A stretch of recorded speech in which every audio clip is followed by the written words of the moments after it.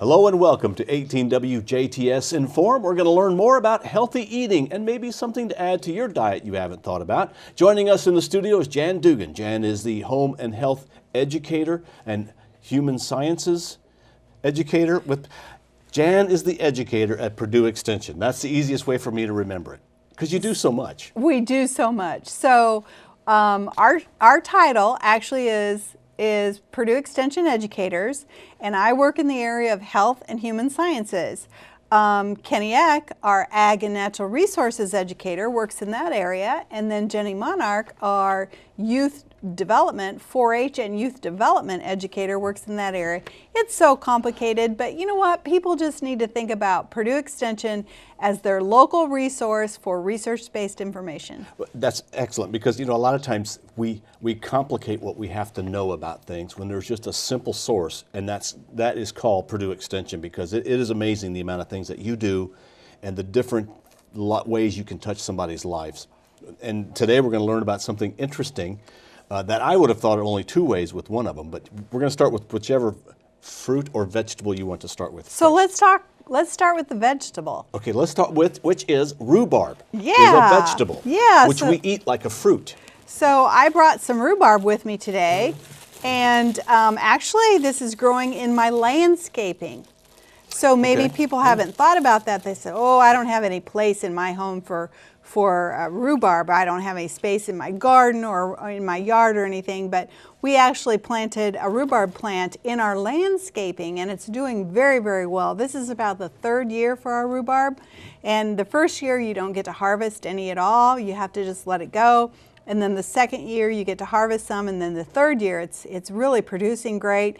And this is just some I cut this morning. You can see the stems are different sizes and different lengths and a little bit different color. So when we're looking for rhubarb, we want to look for, you know, the smaller stems are going to be less stringy. They're going to be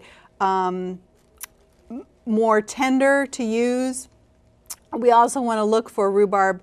In my variety that I have, the redder color, the better the taste of the product. So, you know, I chose these to cut and bring today. This would be enough that I could make, with this bunch, I could slice this up into 1/2-inch pieces and I could make a rhubarb cobbler.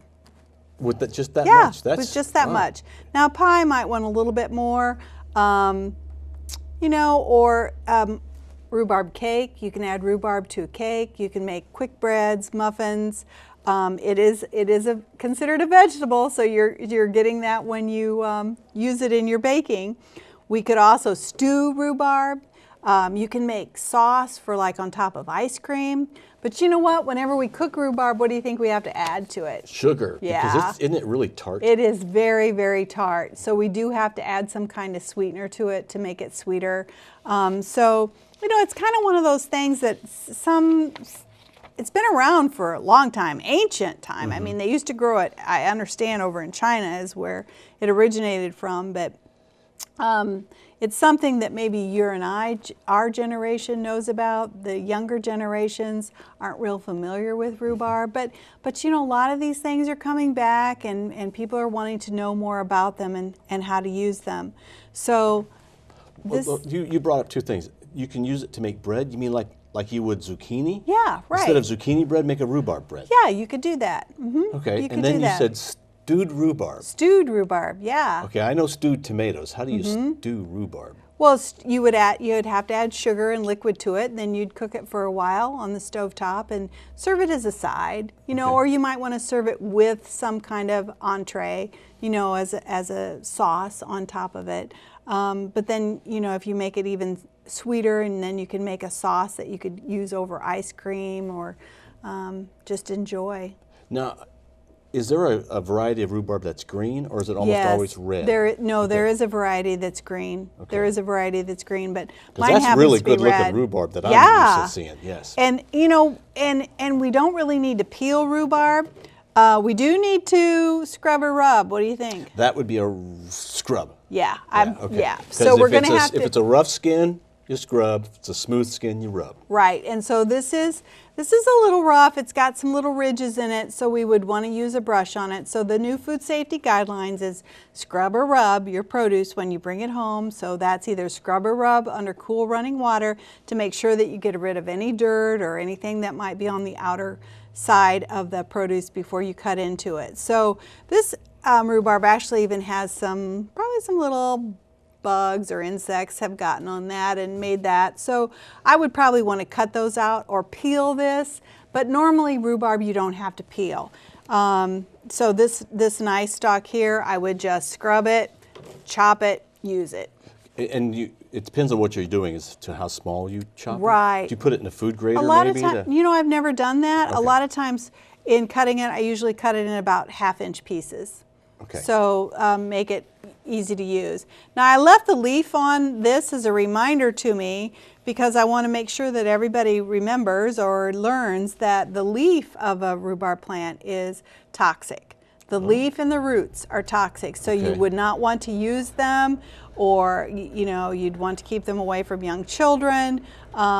So you always cut that part off like I have on these other stalks, and just use the stalk in your meal preparation. So do not use the leaf. Right. But you can use it in landscaping to look nice. Yeah, It's and it got does it's like look a great palladium because- sort of a look to it. Yeah, it's got these beautiful green leaves and then these red stalks, kind of like the red twig dogwood, you know. It just looks really pretty out there. It doesn't take much space.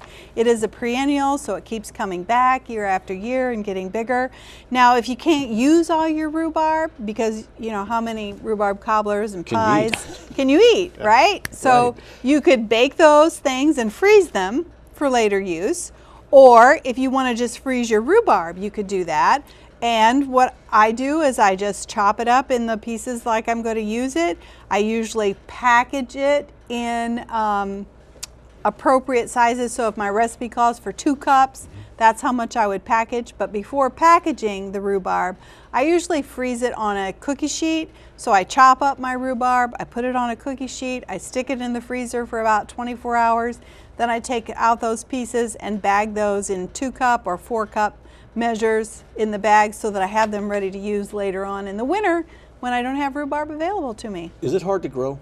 It is not hard to grow. Okay, so I have not found it hard to grow, and I don't have a green thumb. Do you need to do one of those things, you know, like the first year, do you have to cut them off a certain way or just let it grow? No, I I just let it go and I let it go to seed, and the next year then I had stuff that I could harvest. And so as long as you should cut it before it goes to seed though, because it's getting a little bit too stringy. Right, so right. you cut it while it's Right. young. Yes. Okay. And then it'll keep growing back, won't it? Yes, I mean, it if I cut does. some It's a now and in perennial. a couple of weeks I may have some more. It's a perennial, so it does keep coming back.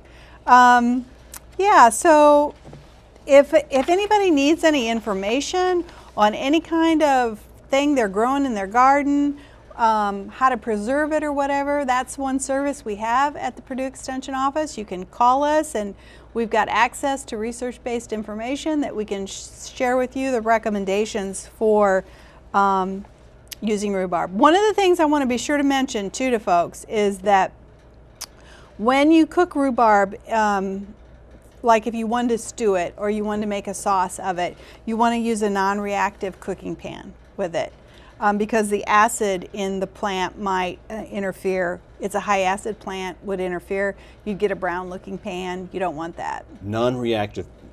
I'm lost. What do you mean? Non-reactive? What do you mean non-reactive? So- I just pull it out. It's metal. So you want to use an anodized aluminum, stainless steel, Teflon coated pan, one of those kinds of pans, or even if you have an enamel cast iron, you could use that. But if you use a different kind of pan, like a metal pot, like an aluminum pot or an iron pot or a copper pot, then it's going to be a very unappetizing brown color. So if that happens to you, you're using the wrong pot. Okay, all right. Okay? That's very important information. Yeah. Now, the next thing you have in your basket is something that I think everybody likes, and it just is one of those things that I think was really scarce when I was young. I remember it was like a real treat if you got a blueberry.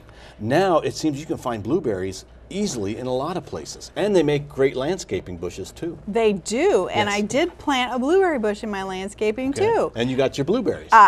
Well, these aren't my blueberries. These came from the county just north of us. I didn't grow these myself.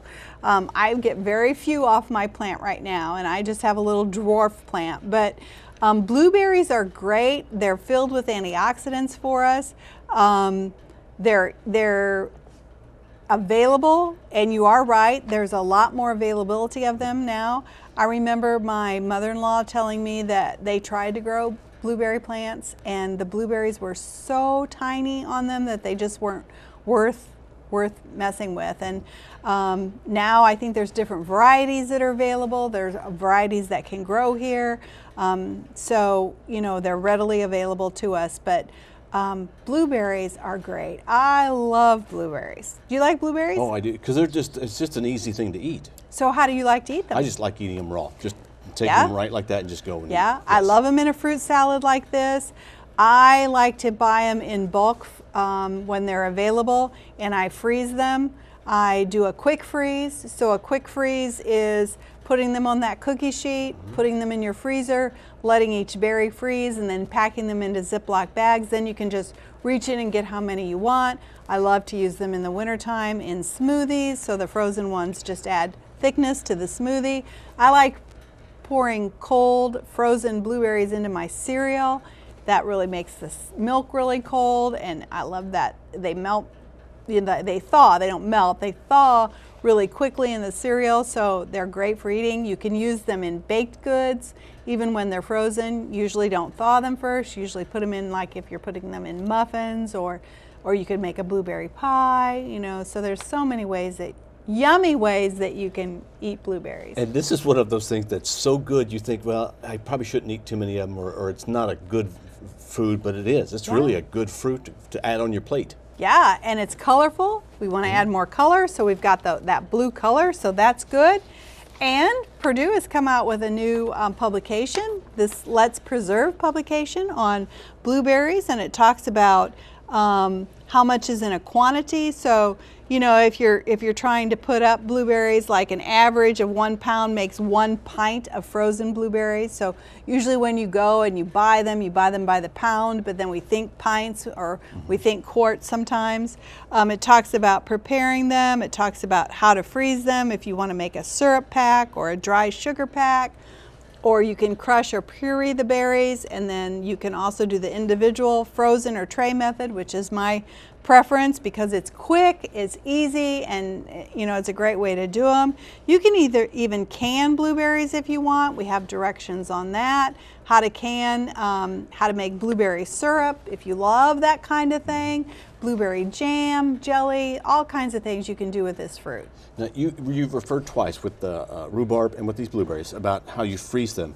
And the reason for that is you want them to each individually freeze, then put them in the bag, because then you can pull them out separately. Right. Otherwise they kind of clump together and freeze as a mass. Right. Yes, it does. You got it, Bill. All right. Well, blueberries, one of my favorites. Now I've got new ways that you can use rhubarb. You know, the stewed rhubarb, and using them in breads is a great idea. But that is tart. You're going to need to add some sugar. Right. It also is a nice thing to mix with other fruits, although it is a vegetable, to mix with other fruits to make something, a salad of some sort. And probably one of the most popular combinations is rhubarb and strawberry. And they usually come on about the same time, so you can do that. Or, you know, if you have rhubarb that you've got frozen, and then next year you could add the fresh strawberries to it. But you know, I think rhubarb, you might want to try to use it up before the year is over. So maybe more like 6 months to really have a good quality product. And it's not, you know, the calls that I get in the office about things that they've found in their freezer that they've forgotten about. Yes. Has that ever happened to you? Oh, yes. Yeah. Well, it's not a food safety issue. It's not that the meat is going to be dangerous to you or cause you to get sick. It's just that the quality is not going to be there. And the same would happen to the fruit. So, you know, if you think about rhubarb, if you're going to bake it in something, you know, does it really matter if it's top quality? Well, you know, it might, but it's not going to be a food safety issue. It's just going to be a quality issue when we overextend storage in the freezer of some of these items. Jan, thank you very much for coming in. We've learned about rhubarb and blueberries today. Thank you to Jan Dougan, the educator with Purdue Extension. And Jan, I'm not even going to try and do your title. I just know you're with Purdue Extension. Call her or any of the other gang there at Purdue Extension when you have a question about things in your yard, things in your life, or food and healthy ways to eat. Thank you for watching WJTS in.form. We are local people watching local people.